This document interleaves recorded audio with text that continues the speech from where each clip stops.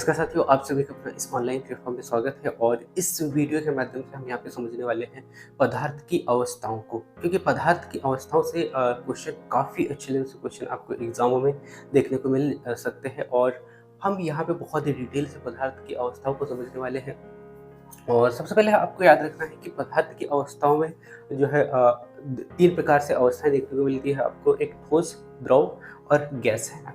ठोस, द्रव और गैस। तो कभी कभी क्या होता है कि कोई पदार्थ ठोस से डायरेक्ट द्रव में आ जाता है और कोई पदार्थ द्रव से ठोस में परिवर्तित हो जाता है। इसी प्रकार कोई द्रव गैस में परिवर्तित हो जाता है और गैस किस में परिवर्तित हो जाता है, द्रव में परिवर्तित हो जाता है। इसी प्रकार गैस ठोस में परिवर्तित हो जाता है और ठोस गैस में परिवर्तित हो जाता है। ठीक है, तो इस प्रकार से आपसे लगभग यहाँ पे जो है 2, 4, 6 यानी कि 6 प्रकार से क्वेश्चन आपसे पूछे जा सकते हैं। टॉपिक थोड़ा सा और छोटा सा बस समझना बहुत ही ज़रूरी होता है। ठीक है, तो सबसे पहले हम यहाँ पे ये समझ लेते हैं, एक बहुत ही इम्पोर्टेंट पॉइंट बता दूँ पहले आपको कि ये जो प्रकार है और ये इस प्रकार का सिंबल आपने कहीं न कहीं देखा होगा, जो कि ये किसको दर्शाता है, ये उत्क्रमणीयता को दर्शाता है। उत्क्रमणीय है ना,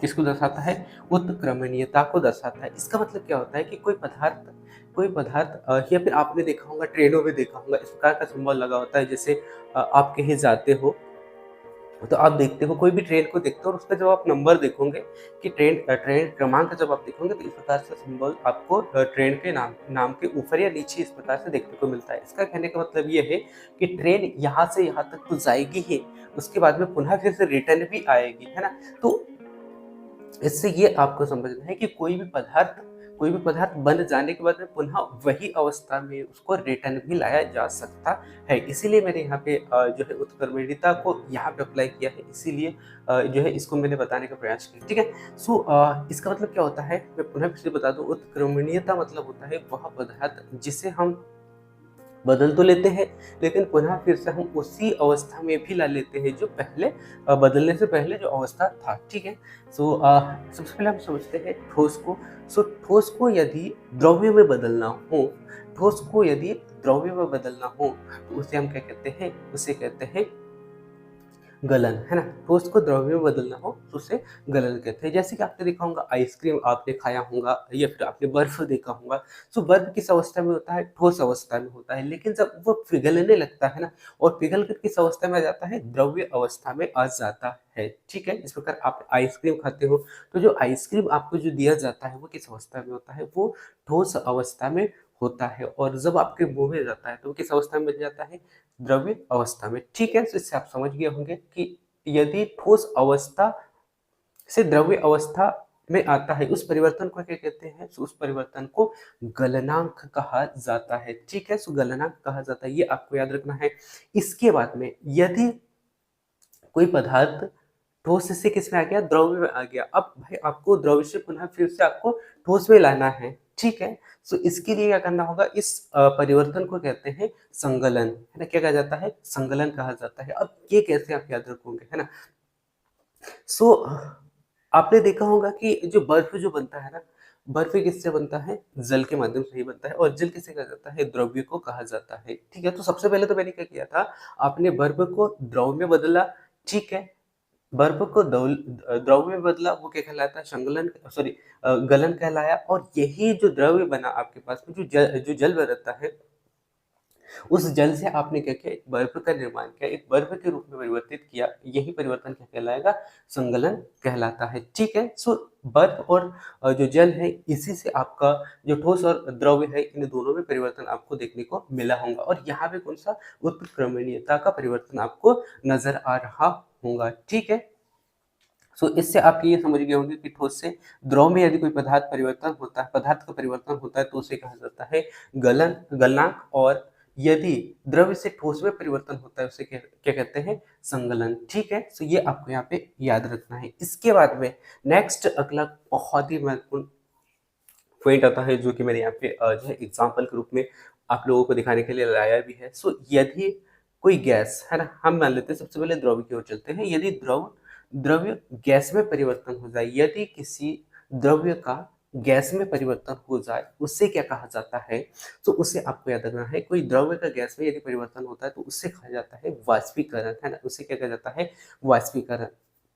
जैसे आप देखते होंगे कि अब मान लीजिएगा, है ना? ये कोई बर्तन है और यहाँ पे हम चूल्हा मान लेते हैं, ठीक है?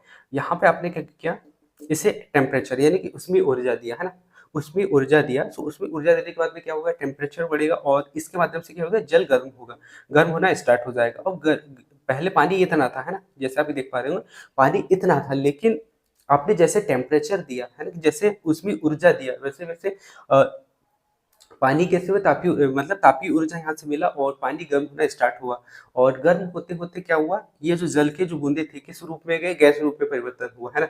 और यही प्रक्रिया क्या कहलाता है, वाष्पीकरण की प्रक्रिया कहलाता है। सो आपको याद रखना है कि कोई द्रव्य से गैस में यदि परिवर्तन होता है डायरेक्ट, तो उसे कहा जाता है वाष्पीकरण। और वाष्पीकरण की प्रक्रिया कैसे होती है, जैसे कि मैंने आपको एक उदाहरण के तौर पर बताने का प्रयास भी किया है। और जो पृथ्वी पे जो पानी आता है, जैसे कि आप देखते हो बरसात में जो भी पानी है, और यही पानी आपको बरसात के रूप में देखने को मिलता है ना? काफ़ी दिनों के बाद में।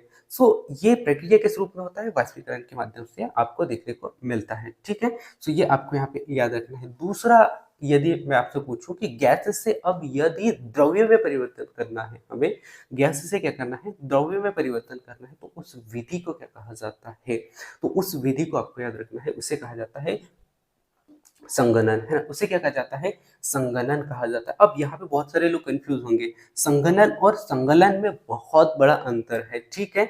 ये क्या था, द्रव्य से ठोस में परिवर्तन जब होता था तो उसे हम कहते थे संकलन, जबकि मैं ये क्या कह रहा हूँ, गैस से यदि द्रव्य में परिवर्तन हो रहा है तो उसे क्या कहते हैं? संगणन। क्या कहा जाता है? संगणन कहा जाता है, ठीक है? तो एक एक पॉइंट पे आपको बहुत ही अच्छा से समझना होगा। इसका एक बहुत अच्छा उदाहरण मैं आप लोगों को देना चाहूंगा, क्योंकि बहुत सारे साथी गाँव से बिलॉन्ग करते हैं और अपनी तैयारी को करते हैं, तो उन सभी को पता ही होगा कि गाँव में जो एक पदार्थ कहा जाता है, जिसे अल्कोहल भी हम कह सकते हैं, जो कि आम भाषा में लोग उसे दारू के नाम से जानते हैं, ठीक है? सो उसमें क्या होता है कि अ, बहुत सारे लोग जो है, बहुत सारे लोग निकालते भी है ना, तो उसमें क्या करते हैं, एक कोई बड़ा-सा बर्तन लिया जाता है ना? और गर्म करने से पहले इस प्रकार से उसको जमाया जाता है। चूल्हे के ऊपर में एक बर्तन में पूरा महुए का जो जूस है वो रख दिया। इसके बाद में इसके ऊपर में एक ऐसा बर्तन रखा जाता है जो कि जो है इस महुए के जूस जूस को जो गर्म होगा उसमें भाप बन पाए, है ना? इसके लिए इस बर्तन को इस प्रकार से ढका जाता है कि यहाँ से कोई गैस ना निकले। क्या कहते हैं इसको, पूरा पैक बाँधा जाता है और इसके ऊपर में भट्टी भी लगा दिया जाता है और इस प्रकार से बाँधा जाता है ताकि यहाँ से कोई गैस निकल ना पाए। और एक नली के माध्यम से, हम कह सकते हैं एक छोटा-सा पाइप या नली के माध्यम से जो है यहाँ से गैस निकाला जाता है, और ये पानी या फिर और कहीं भी रख सकते हैं, जो कि एक बर्तन रखा जाता है। तो गैस क्या होता है, जब यहाँ से उसमें ऊर्जा मिलता है ना? यहाँ से क्या मिला? उसमें ऊर्जा मिला।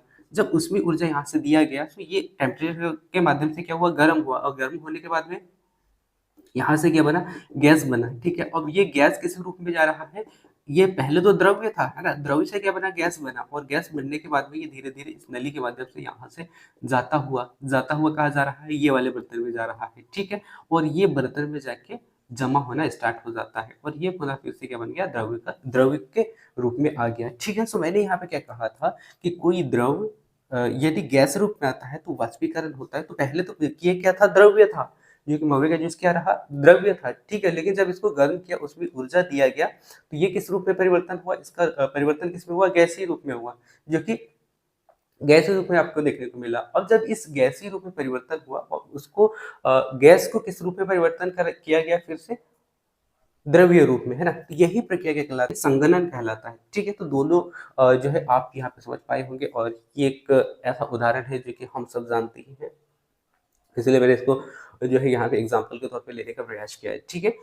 इसके बाद में हम यहाँ पे समझते हैं, ठोस को डायरेक्ट गैस में परिवर्तन करना है, हमें द्रव्य और द्रव्य में नहीं करना है। तो हम क्या करेंगे कि ये यदि कोई ठोस है, उस ठोस को यदि गैस में परिवर्तन करना हो तो वो क्या कहलाता है? वो कहलाता है ऊर्ध्वपातन। उसे क्या कहते हैं हम? ऊर्ध्वपातन, ठीक है? ये आपको यहाँ पे याद रखना है। मैंने क्या कहा कि यदि कोई ठोस पदार्थ है, उस ठोस पदार्थ को मुझे गैस में परिवर्तित करना है, तो वो क्या कहलाएगा? उसमें ये पातन कहलाता है। ठीक है, अब इसका एक बहुत अच्छा उदाहरण मैं आप लोगों को देने का प्रयास करता हूँ। आपने मोमबत्ती देखा होगा, जब आप मोमबत्ती को जलाते हो, है ना? तो मोमबत्ती किस रूप में है? तो मोमबत्ती आपको देखने को मिलता है ठोस रूप में, ठीक है? जब इसे आप जलाते हो और जलाने के बाद में कुछ जो पदार्थ होता है ना, इसका जो आधा भाग हम कह सकते हैं, कुछ परसेंट जो मोमबत्ती जो होता है, वो जलकर किस रूप में अ, उड़ जाता है, तो गैस रूप में उड़ता है, ठीक है? और जो बच जाता है वो ठोस रूप में पुनः आ जाता है, ठीक है?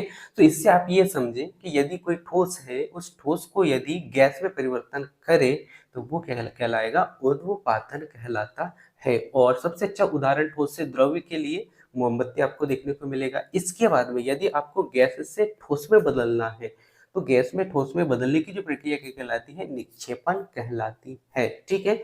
मैंने क्या कहा? निक्षेपण, ठीक है? जो कि कौन-सी प्रक्रिया होती है? डायरेक्ट गैस से ठोस में यदि हम परिवर्तन करते हैं तो, ठीक है? सो इसका एक बहुत अच्छा-सा उदाहरण मैं आप लोगों को देना चाहूँगा, जो कि आप अपने दैनिक जीवन में उसका हर रोज़ उपयोग करते हैं, जिसका नाम है नमक है। आप सभी को पता है कि नमक कहाँ से मिलता है? समुद्र से। सामान्यतः समुद्र से ही बनाया जाता है। तो उस नमक को प्राप्त करने के लिए क्या किया जाता है? समुद्र के जो आइट वाले जो क्षेत्र होते हैं ना, वहाँ पे क्या किया जाता है? थाले बनाए यानी कि ज़मीन में थाले बना लिया जाता है, ताकि वहाँ पे पानी रुक सके। और पानी रुकने के बाद में क्या होता है, जब सूर्य का प्रकाश निकलता है और सूर्य के प्रकाश के टेम्परेचर से जो है वहाँ पे क्या होती है, गर्मी उत्पन्न होती है। और गर्मी के कारण जो जल होता है, जल उड़कर गैस के माध्यम से क्या हो जाता है? उड़ जाता है, ठीक है? इसके बाद में अब क्या होगा यहाँ पे?